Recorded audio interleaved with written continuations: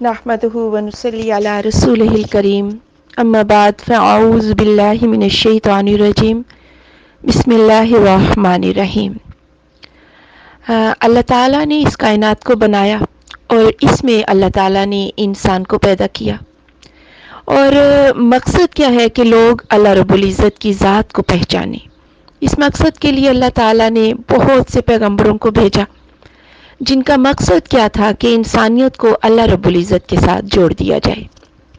اور اس پوری کائنات کو اگر انسان دیکھتا ہے تو ایک لا ریب حقیقت جو سامنے آتی ہے کہ کائنات کی ہر چیز کو بنانے والی ذات کون سی ہے، وہ اللہ رب العزت کی ذات ہے۔ تو فوراً ہی زبان کے اوپر جو ہے اللہ رب العزت کی تسبیح آ جاتی ہے، اور کائنات کی ہر چیز اللہ رب العزت کی تسبیح بیان کر رہی ہے۔ اور اللہ تعالیٰ قرآن میں فرماتا ہے کہ ہر چیز اپنی عبادت کو، اپنی نماز اور اپنی تسبیح کو جانتی ہے۔ اس کا مطلب ہے کہ ایک طرف تو تسبیح کرنا ہے، لیکن دوسری طرف اس تسبیح کو کرنا کیسے ہے، تو یہ اس اللہ رب العزت کی حکم کے مطابق ہی ہوگا۔ تو گویا انسان ہر طرح سے جو ہے وہ اللہ رب العزت کے حکموں کا محتاج ہے، اور اللہ تعالیٰ سے ایک تعلق جو نبیوں کے ذریعے جوڑا گیا، کہ انسانیت کو جو سبق سکھایا گیا وہ اللہ رب العزت کی توحید ہے۔ تو گویا اللہ اور بندے کے درمیان جب ایک تعلق جڑتا ہے تو اللہ چونکہ پاک ہے، پاکی کو پسند کرتا ہے، تو اس لیے بندے کا پاک ہونا جو ہے یہ بھی ضروری ہے۔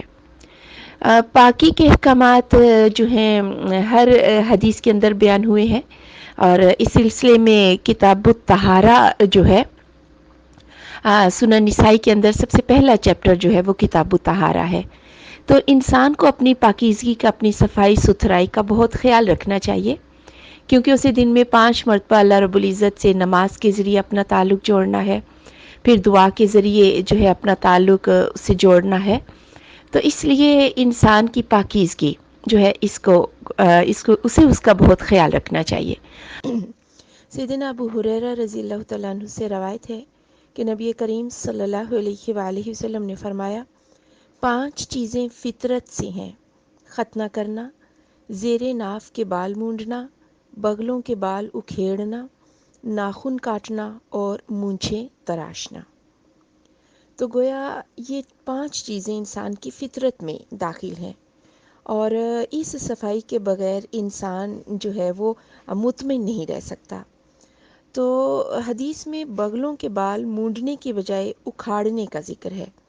یہ اس لیے کہ مونڈنے سے بال زیادہ اور موٹے ہو جاتے ہیں، جبکہ اکھاڑنے سے بال کم اور باریک ہو جاتے ہیں اور نرم رہتے ہیں، اور اس طرح صفائی حاصل کرنے سے پسینے اور بدبو میں بھی کمی ہو جاتی ہے۔ تو نیز بغل کے بال اکھیڑنے سے تکلیف بھی نہیں ہوتی، لہٰذا مونڈنے کی بجائے اکھیڑنا جو ہے یہ بہتر ہے۔ ہاں، اگر کسی شخص کو بال اکھیڑنے سے تکلیف ہو تو ان کو مونڈا بھی جا سکتا ہے۔ اسی طرح زیر ناف جو بال ہیں ان میں حدیث میں حلق کا لفظ آیا ہے، مگر اس بات پر اتفاق ہے کہ کسی بھی طریقے سے ان بالوں کو صاف کیا جا سکتا ہے، مونڈ کر یا دوائی لگا کر یا اکھیڑ کر یا کاٹ کر، مگر طبی نقطہ نظر سے مونڈنا ہی بہتر ہے۔ تو اس کے علاوہ فطرت میں یعنی انسان اگر اپنی صفائی کا خیال رکھنا چاہتا ہے یا اپنے آپ کو پاک صاف رکھنا چاہتا ہے تو وہ اپنے ناخن جو ہے ان کو تراش لے۔ اور پھر آپ یہ دیکھیں کہ یعنی جن خواتین کے ناخن لمبے لمبے ہوتے ہیں تو ظاہر ہے ان ناخنوں کے اندر گندگی جو ہے اس کے پھنس جانے کا قوی امکان ہوتا ہے۔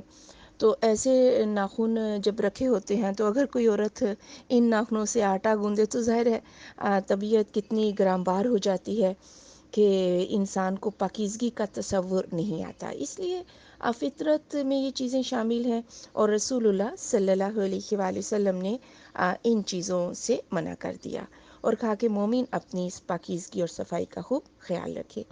اسی طرح صحیح مسلم کے اندر سیدنا انس بن مالک رضی اللہ تعالیٰ عنہ سے روایت ہے کہ رسول اللہ صلی اللہ علیہ وآلہ وسلم نے مونچھیں کاٹنے، ناخن تراشنے، زیر ناف کے بال مونڈنے اور بغلوں کے بال اکھیڑنے کے لیے یہ مدت مقرر کی ہے کہ ہم 40 دن سے زائد نہ گزرنے دیں۔ اور ایک دفعہ راوی نے کہا 40 رات، تو دن اور رات سے کوئی فرق نہیں پڑتا، یعنی اس کی مدت جو ہے وہ 40 دن ہے۔ اور اس کے اندر بھی اگر طبیعت جو ہے وہ محسوس کرے کوئی بوجھل پن یا گندگی، تو اس سے پہلے بھی اس صفائی کو کیا جا سکتا ہے۔ مقصد یہ ہے کہ مومن نے چونکہ دن میں 5 بار اللہ رب العزت سے ہر نماز میں ملاقات کرنی ہے، تو مومن جو ہے وہ پاکیزگی کی راہ کو اختیار کرے۔ سبحانک اللہم و بحمدک، اشہد ان لا الہ الا انت، استغفرک و اتوب الیک۔